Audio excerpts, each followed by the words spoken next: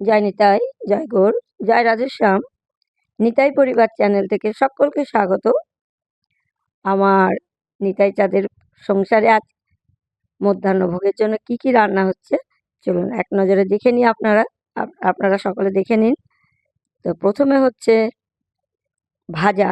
ভাজা বলতে উচ্ছে ভাজা, পটল ভাজা, বেগুন ভাজা, এগুলো করলাম। তো অনেকেই বলেন যে ভগবান কি ভোগ খায় নাকি? ঠিক আছে, আপনাদের কথার মতো ঠিকই আছে, আমিও মানছি ভগবান ভোগ খায় না। কিন্তু ভগবানকে নিবেদন করে যে প্রসাদটা আমরা পাই, তার টেস্ট আর আপনারা এমনি রান্না করে তার টেস্ট দুটো একসঙ্গে মিলিয়ে দুজনে একসাথে একসাথে এক পাশাপাশি দুজনে বসে খেয়ে দেখবেন তো কার কোনটা ভালো লাগে। আপনারা তো অনেকেই বলেন যে মন্দিরে গিয়ে কি সুন্দর প্রসাদ পেলাম, কত টেস্ট। যেমনই রান্না হোক, তার মানেটা কি? নিশ্চয়ই কিছু তো একটা মাহাত্ম্য আছেই, তাই না? ভগবান খায় না, আমরাই সব খাই। এই যা যা রান্না হয় সবই আমরাই খেয়ে নিই, পেটের ভেতরে আমাদের পেটের ভেতরেই ঢোকে। কিন্তু এই যে ভগবান যে দৃষ্টি দেয় তার মধ্যে কোনো দোষ থাকে না, সেই কারণে ওই প্রসাদটা অমৃতের মতো হয়ে যায়।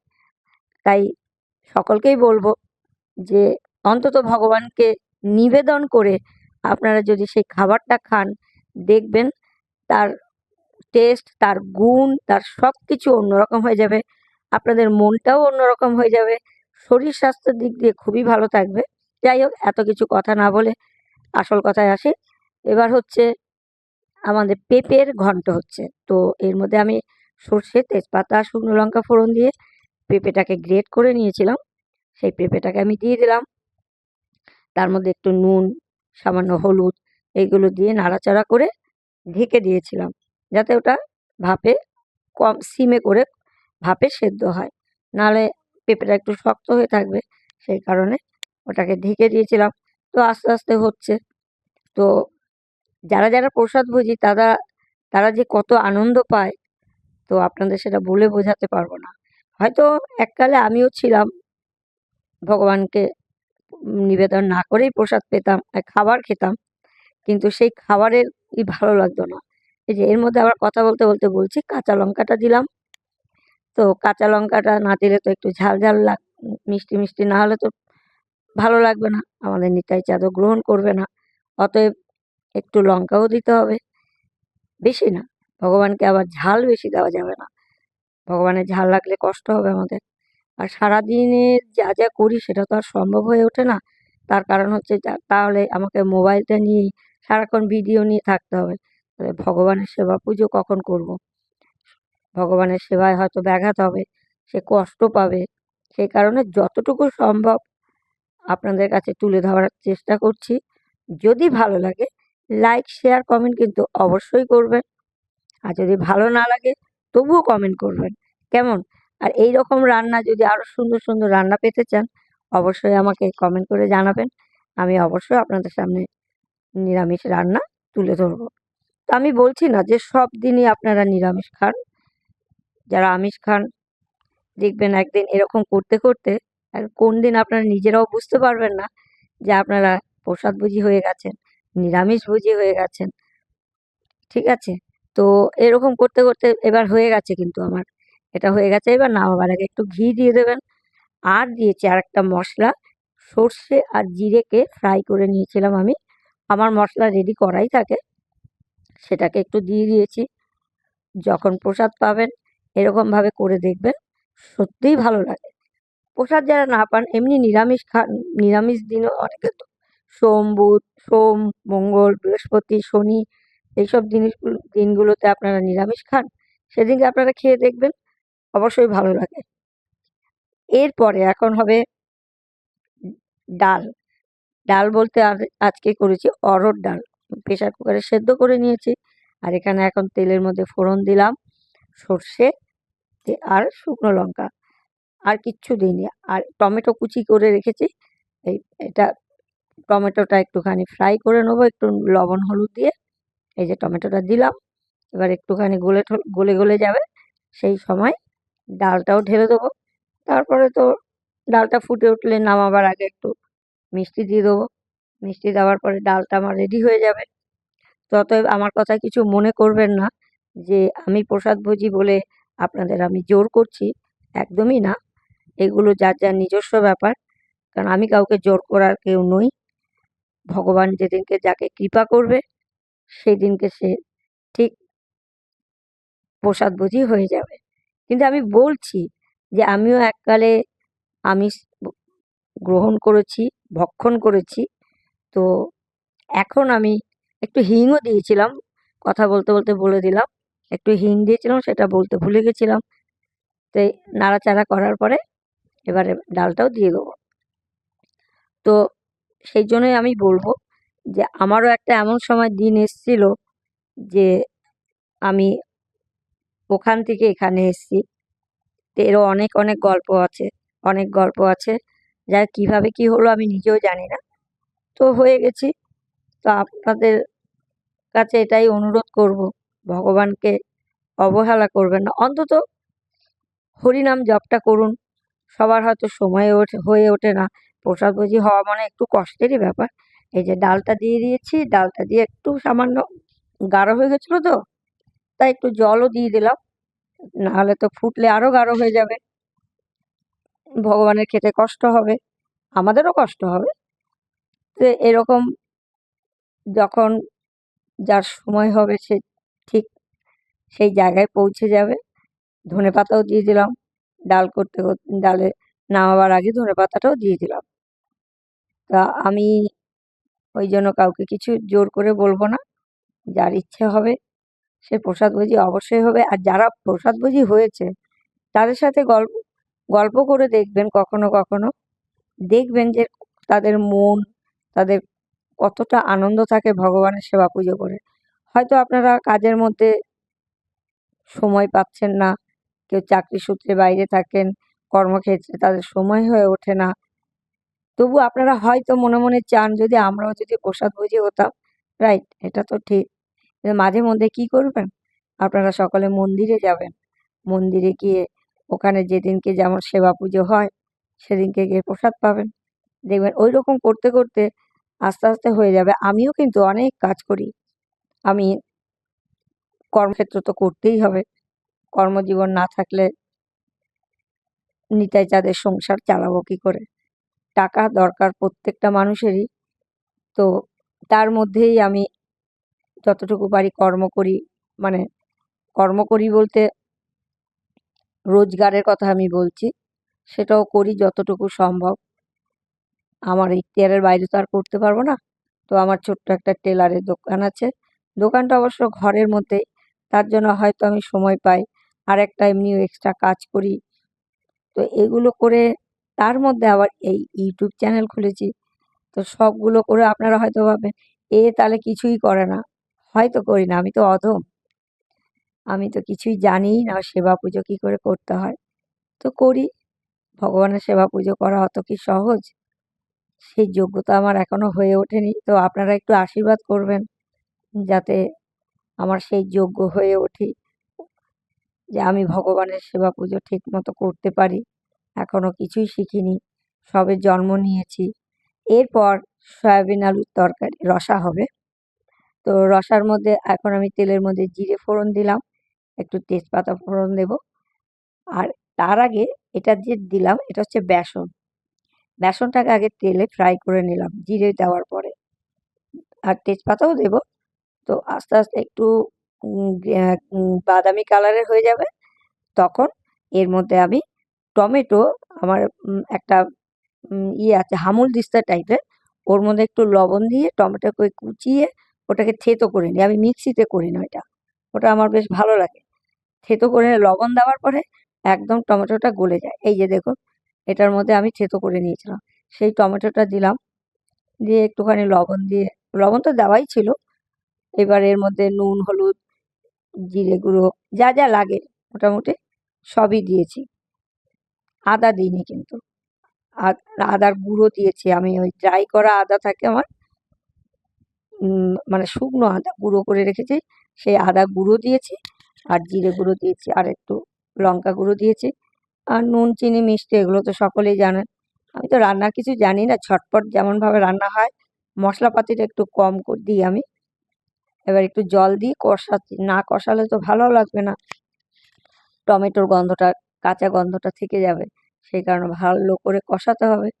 তো যতটা পারি আমি, হয়তো আপনারা আমার থেকে অনেক ভালো রান্না জানেন। এই যে এর মধ্যে লঙ্কা, জিরে গুঁড়ো এগুলো জলে ভিজিয়ে রেখেছিলাম আমি। জিরে গুঁড়োটাও কিন্তু আমার ঘরের করা, তো ভিজিয়ে রেখেছিলাম সেইটাই আমি দিয়ে দিলাম। আর একটুখানি দই ফাটিয়ে রেখেছি, দইটাও এবার দেব। আপনারা দেখতে থাকুন। এই যে মশলাটা একটু কষে যাওয়ার পরে দইটা দেব। দই বেশি দিইনি, সামান্য দিয়েছি। তো মশলাটা কষতে থাকুক।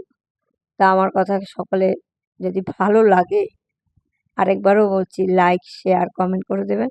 দেখতেই পাচ্ছেন আমি কি কি দিলাম এর মধ্যে। সত্যি এই রান্নাটা টেস্টি হয়।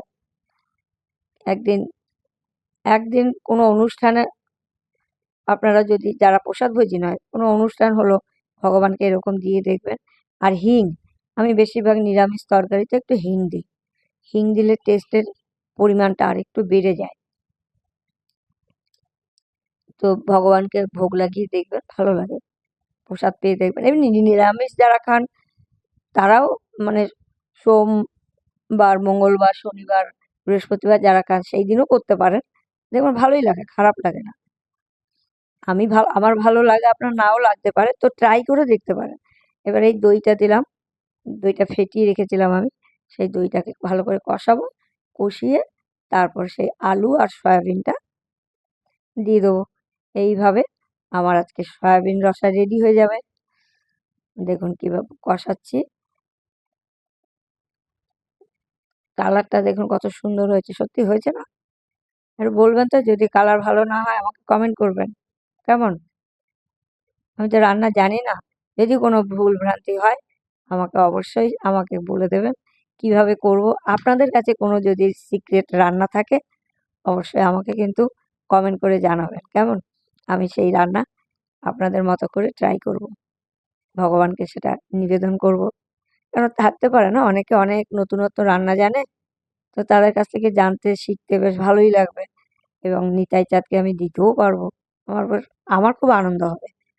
তো একটু কমেন্টের মধ্যে লিখে দেবেন আপনারা। যাদের চ্যানেল নেই তারা, মানে রান্নার কোনো কিছু করেন না, তারা অন্তত আমাকে লিখে দেবেন। আপনাদের হয়ে আপনাদের হয়ে মানে আমি রান্না করব, আপনাদের রেসিপিটা নেব, নিয়ে ভগবানকে নিবেদন করব, এবং নিতাই চাঁদকে বলব যে আপনি এই রান্নাটা করতে বলেছেন এইরকমভাবে, তাই আমার নিতাই চাঁদকে আমি দিয়েছি। তার সংসারের জন্য তো এইগুলো করা। এই যে ওইদিকে অন্ন হয়ে গেছে। আমরা আগে যেমন অনেকে বলে ভাত, আমিও বলতাম ভাত, আমি ধোয়া তুলসী পাতা নই। তো এখন আমি অন্ন বলি, তাই আপনাদের অন্ন বললাম। ক্ষমা করে দেবেন। আগেও আমি বলেছি, এখন আমি বলি না যেহেতু, সেই জন্য ওইদিকে অন্ন হয়ে গেছে, অন্নটা রেডি। এরপরে এই যে ভালো করে কষানো হয়ে গেল, এরপর আমি জল দিয়ে দেবো। জল দিলে মানে পুরোপুরি রেডি। ফুটে উঠলে, জলটা যখন ফুটে উঠবে তখন আস্তে আস্তে ওটাকে নামিয়ে নেব। অনেক কিছু বকবক করলাম, আপনারা ভাবছেন এ বাবা রান্না করছে না ভগবানের সাথে, ভগবানের রান্না করছে না বকবক করছে। না, আমি কিন্তু ওখানে রান্না করেছি, আমি কিন্তু কথাগুলো পরে বলেছি আলাদা বসে। আপনারা আবার ভাববেন না যে আমি রান্না করতে করতে কথা বলছি। ভগবানের রান্না করতে করতে কথা বলতে নেই। যেটুকু শিখেছি সেটুকুই বলছি। আমার গুরুদেব যা বলেছে আমি সেই অনুযায়ী চলি। তো আমি কথাগুলো পরে অ্যাড করেছি। আর এটা যেমন আজকে আপনি দেখছেন এই রান্নাটা, এটা কিন্তু আগের দিনের ভিডিও করা। কারণ ভগবানকে নিবেদন না করে ভগবানের রান্না কিছু তো আপনাদের দেখাতে পারবো না। সে এখন ভোগ পাবে, তবেই না আপনারা দেখতে পাবেন বা আমরা দেখতে পাবো। তো এই যে ঢাকা দিয়ে দিলাম, ঢাকা তো হতে থাক আস্তে আস্তে। এই যে হয়েও গেছে, মনে হচ্ছে সেদ্ধ হয়ে গেছে। তাই একটু চেক করে দেখে নিলাম, তো মনে হচ্ছে না, হয়নি এখনো। বাবারে, আপনারা বলছেন এই কি ভিডিও রে বানিয়েছে রে বাবা, এই তো শুধু বকর বকর করেই যাচ্ছে করেই যাচ্ছে। যদি ভালো না লাগে বলবেন বকর বকর, নাহলে বকর বকর ক্যান্সেল, পরের দিন থেকে বকর বকর করবো না, শুধু এরকম ভাবে দেখাবো, ঠিক আছে? আজকে একটু কথাটা মনে হয় বেশি বলছি আমি, না? তো তো আমারও হাসি পাচ্ছে আপনাদের এই সামনে এই বকর বকর কথাটা তুলে দেওয়ার জন্য। এবার আমার সাথে কি আমার ছেলেও হাসছে, তাহলে আপনারা তো হাসবেনই। যদি বিরক্ত লাগে বলে দেবেন, কিন্তু একদম বলে দেবেন, পরিষ্কার কমেন্টে লিখে দেবেন, এত বকর বকর চলবে না। নিতাই চাঁদের রান্না হচ্ছে, ভোগ রান্না হচ্ছে, আপনি বকর বকর করে যাচ্ছেন, বলে দেবেন আমাকে, আমি স্টপ করে দেবো বকর বকর করা। হয়ে গেল। এইবার ওইদিকে কিন্তু একদিকে পাঁপড় হয়ে গেছে, পাঁপড়টা আপনাদের ক্যামেরাতে আমি উঠাতে পারিনি, ভুলে গেছি। এই যে অন্ন এবার রেডি হচ্ছে, পারস রেডি করছি ভগবানের জন্য, যা যা রান্না হচ্ছে সেই পারস রেডি করছি। অন্নটাকে সুন্দর করে নিয়ে সাজালাম, সাজিয়ে ভালো করে সুন্দর করে তো দিতে হবে ভগবানকে, তাই যতটুকু পারি, আমি তো জানি না কিছু। এই যে সাজিয়ে বাকি সব পারস ওই যে ওখানে দেখাচ্ছি।